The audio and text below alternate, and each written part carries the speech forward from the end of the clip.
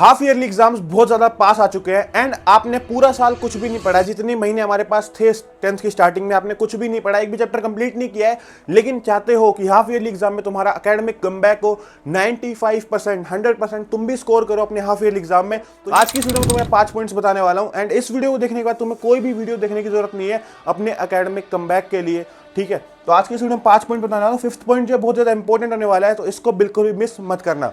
Let's begin. सबसे पहला point है अपना सिलेबस को जानना कि भाई सिलेबस क्या क्या आ रहा है, कितने चैप्टर्स आ रहे हैं मेरे पास एंड कितने उसमें से मेरे वीक है, कितने मेरे स्कोरिंग है एंड कितने मेरे स्ट्रॉन्ग चैप्टर्स हैं। तो इन चीज़ों के बारे में बात करनी है। सबसे पहले आपका सिलेबस कितना कंप्लीट हो गया। सबसे पहले अपने एक क्लास के टॉपर के पास जाओ, टीचर के पास जाओ, उससे बोलो कि भाई हाफ ईयरली में क्या क्या सिलेबस आ रहा है। सिलेबस उससे आप ले लोगे, उसको आप नोट कर लेना एंड उसके बाद उसमें से चेक करो सिलेबस में से कितना आपका कंप्लीट है, कितने चैप्टर्स आपके वीक हैं एंड कितने दिन हमारे पास बचे अपने हाफ ईयरली एग्जाम के लिए। आपने देख लिया कि आपका सिलेबस आपके पास आ चुका है, आपने उसको क्लासीफाई कैसे करना है। आपको इंपॉर्टेंट चैप्टर्स के अंदर उसको क्लासीफाई करना है कि उसमें से कितने चैप्टर्स इंपॉर्टेंट है जो कि टीचर्स ने बताए हैं कि भाई ये चैप्टर्स इंपॉर्टेंट है, इसमें ज़्यादा सवाल आएंगे अपने हाफ ईयरली एग्जाम में। उसके बाद स्कोरिंग चैप्टर्स की कौन कौन से चैप्टर आपके मॉडरेट लेवल पर हो चुके हैं, उसके एक दो कॉन्सेप्ट आपको नहीं आते हैं लेकिन आपसे थोड़ी बहुत मेहनत करोगे तो आपके उसमें अच्छे खासा स्कोर बन सकता है। थर्ड लिस्ट जो है वो वीक चैप्टर्स की, यानी कि जो बहुत ही ज़्यादा आपके कम सवाल होते हैं उसमें से, उस चैप्टर में से बहुत ज़्यादा कम समझ में आता है। ऐसे आपको 3 कैटेगरी में इसको बांट लेना है, 1, 2, 3। ये टेबल अपने पास बना करके रख लेना। उसके बाद उसको यूज़ कैसे करना है आगे बढ़ते हैं।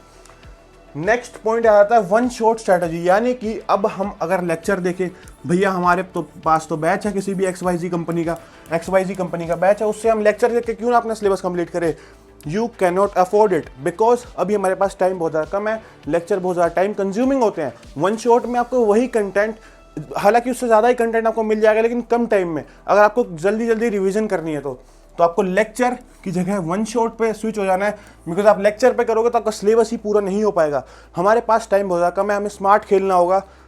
ओके, सबसे पहले आपको वन शॉट देख लेना है। भैया वन शॉट देख लिया, ओके, वन शॉट देख लिया मतलब मेरा चैप्टर कंप्लीट हो गया, ऐसा बिल्कुल भी नहीं होने वाला। वन शॉट के बाद आपको NCERT करनी है। NCERT कैसे करनी है भैया?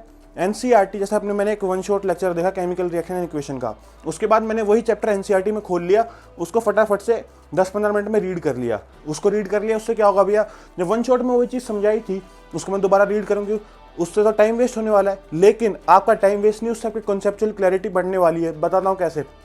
हमने एक चीज़ पढ़ी, टीचर ने हमारे टैब में मोबाइल में आकर के पढ़ा दी, ऐसे मैंने टीचर की वीडियो देख ली, लेकिन उससे तो टीचर को समझ में आएगा ना वन शॉट में वो पढ़ा रहे हैं। आपने थोड़े बहुत जो भी कॉन्सेप्ट समझे हैं उसको आप एक बार पेपर पे रीड करोगे, जो आपका चैप्टर्स की थ्योरी दी हुई है NCERT में उसको रीड करोगे तो उससे आपकी कॉन्सेप्चुअल क्लैरिटी बढ़ने वाली है। आप चाहे तो खुद इंप्लीमेंट करके देखना, उसके बाद इस वीडियो पे दोबारा कमेंट करना, हाँ भैया ये चीज़ सच में काम करती है, फोकस 5x टाइम तक बढ़ चुका है। आप ये जरूर कमेंट करोगे, मैं जानता हूँ। NCERT कर ली, उसके बाद आपको क्वेश्चंस करने हैं। भैया क्वेश्चंस कहाँ से करें? क्वेश्चन आप कर सकते हो, आपके पास कोई क्वेश्चन बैंक होगा, आपके टीचर ने आपकी क्लास में कराए होंगे, आपने वो नोट कर रखे हो तो अपने नोट्स में जितने भी क्वेश्चन गिवन होते हैं वो कर सकते हो। कहीं से भी आपको पता ही जुगाड़ वगैरह, टेलीग्राम वगैरह, जहाँ से भी आप करना चाहो वहाँ से आप क्वेश्चंस कर सकते हो। मिनिमम टू मिनिमम आपको 30 to 35 क्वेश्चंस पर चैप्टर लगा लेने हैं। बेसिक टू टफ लेवल जहाँ तक भी आप जाना चाहो, 30 से 35 में आपका खत्म हो जाएगा चैप्टर, आप उसको खत्म कर सकते हो, ठीक है। उसके बाद आपका जो चैप्टर है वो तो भाई देखो, मैं थोड़ा क्लियर कर देता हूँ ताकि आपको अच्छे से समझ आए।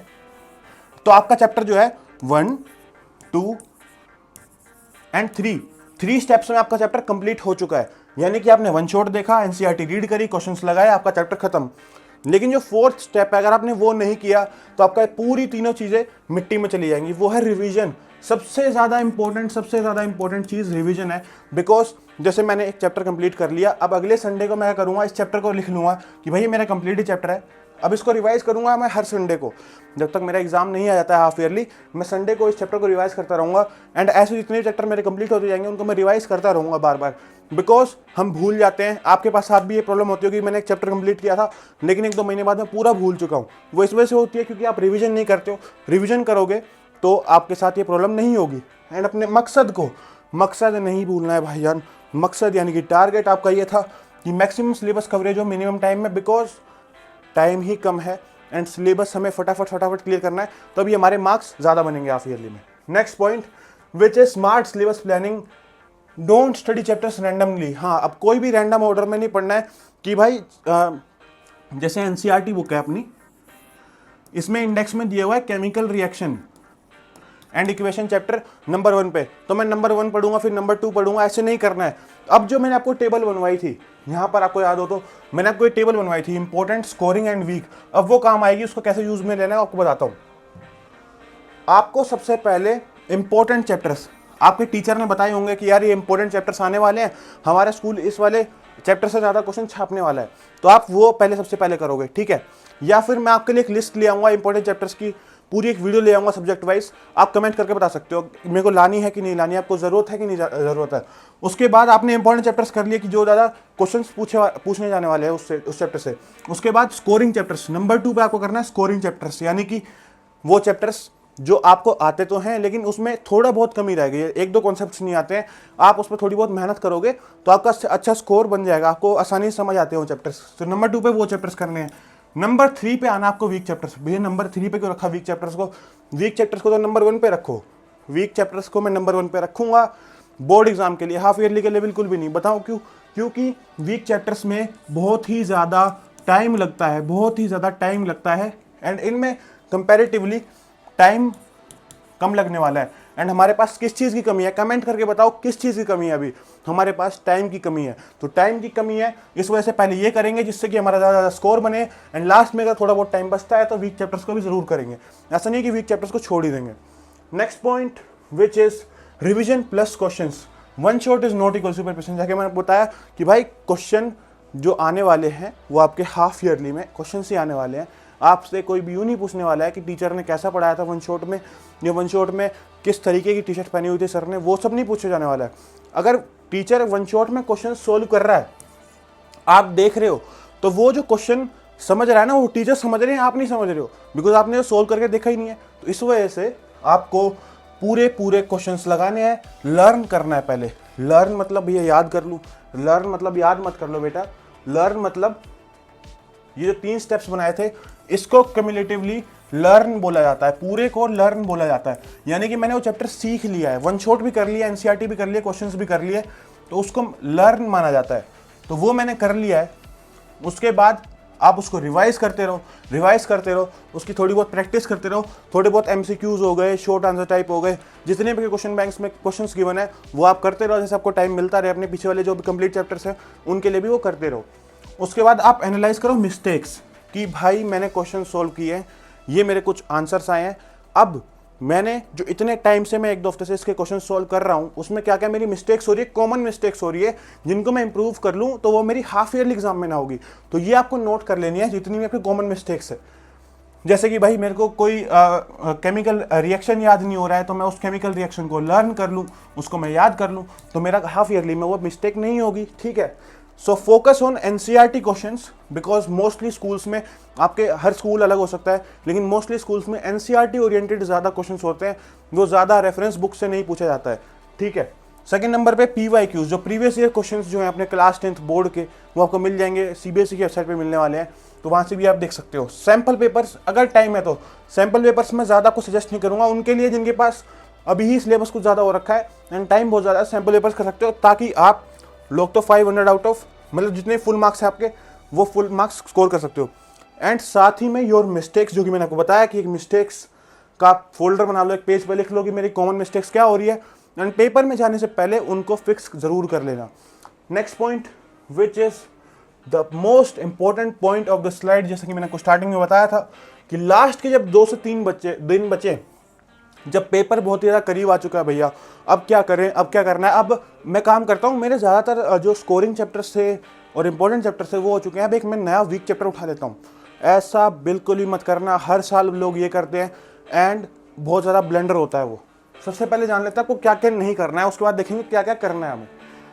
स्टार्ट न्यू रिसोर्सेज, जैसे कि मैंने अब एनसीईआरटी कर ली, अब मैं आर डी शर्मा कर लेता हूँ लास्ट के 2 दिन में, या आर एस अग्रवाल कर लेता हूँ, या तो आपके क्वेश्चंस हो जाएंगे उससे, आर डी आर एस से, तो बहुत अच्छा हो जाएगा, कॉन्फिडेंस ऊपर हो जाएगा। लेकिन अगर नहीं हुए तो कॉन्फिडेंस डाउन हो जाएगा एंड आपने जो पूरी मेहनत की थी वो सारी की सारी वेस्ट हो जाएगी, ठीक है। वॉच रैंडम लेक्चर्स की, हाँ अब मैं कोई लेक्चर देख लेता हूँ, जैसे कि मैंने एक वन शॉट देख लिया था XY सर का, अब 2-3 दिन बचे हैं, उसको रिवाइज करने के लिए एक और वन शॉट देखता हूँ ZX सर का। तो ऐसी गलतियां बिल्कुल भी मत करना, ये बहुत ही ज़्यादा नूब वाली हरकतें हैं जो नूब लोग करते हैं। आप लोगों को नहीं करना है, बिकॉज आप इस चैनल के सब्सक्राइबर हो एंड आप लोग प्रो हो। उसके बाद ट्राई टू लर्न एवरीथिंग। हाँ, कि वही मैंने आपको बताया ना, जो भी आपके वीक चैप्टर्स हैं वो भी कर लेता हूँ, ये भी कर लेता हूँ, ये आपको नहीं करना है। जितना आपका हो गया बहुत हो गया, एंड अगर आप ज़्यादा छेड़छाड़ करोगे तो घट ही जाएगा, स्कोर बढ़ने वाला नहीं है। लास्ट के 2-3 दिन में कुछ भी नहीं होता है। डूज आपको क्या करना है, रिवाइज एवरीथिंग, जो भी आपने अभी तक कंप्लीट किए चैप्टर्स उसको रिवाइज करते रहो। सोल्व सैम्पल पेपर्स, अगर टाइम बचा है तो सैम्पल पेपर ज़रूर दे सकते हो। रिवाइज मिस्टेक्स की, क्या क्या मेरी कॉमन मिस्टेक्स थी उसको आप रिवाइज कर लो। Memorise important formulas and facts, तो ये सब आप कर सकते हो। एंड या थैंक यू सो मच दोस्तों, एंड ऑल द बेस्ट। आप लोग इस स्ट्रेटजी को फॉलो करने के बाद 100% मार्क्स, मैं कहता हूं कि आप 100% मार्क्स भी स्कोर कर सकते हो। अब मैंने आपके हाथों में रेसिपी थमा दी है, अब जो चीज़ें हैं अब वो मेरे हाथ से जा करके अब आपके हाथ में जा चुकी हैं कि आपके कितनी डेडिकेशन है, आपके अंदर कितनी हार्डवर्क का लेवल है। जितना आप इसके ऊपर डालोगे उतना आपके परसेंटेज आपको बढ़ती हुई दिखेगी, ठीक है। अब मेरे पास जितना भी था, या इस दुनिया में जितने भी टीचर्स हैं, मेंटर्स हैं, जितना भी उनके पास था वो आपके हाथ में दे दिया है। इससे ज़्यादा आपको ज़रूरत नहीं है। क्लास 10th का हाफ ईयरली एग्जाम कुछ बहुत ज़्यादा UPSC लेवल का एग्जाम नहीं है। सो अब जो मेन चीज़ है, मेन फैक्टर है, वो आपका हार्डवर्क है, वो आपकी डेडिकेशन है, वो आप कितना देते हो। एंड मैं जानता हूँ अगर आप इस चैनल के सब्सक्राइबर हो तो आप ज़रूर अपने पूरा डेडिकेशन दोगे, हार्डवर्क दोगे अपने इस गोल के लिए। So I wish you all the best, and आप लोग फोल्ड करके आओगे अपना हाफ ईयरली एग्जाम। और भी कोई ज़रूरत हो तो इस कमेंट सेक्शन में बता सकते हो, इस चैनल को सब्सक्राइब कर सकते हो। कोई भी पर्सनली मेरे से डाउट पूछना हो तो मेरे को इंस्टाग्राम पे मैसेज कर सकते हो, इंस्टाग्राम का लिंक डिस्क्रिप्शन में है। Thank you so much, all the best.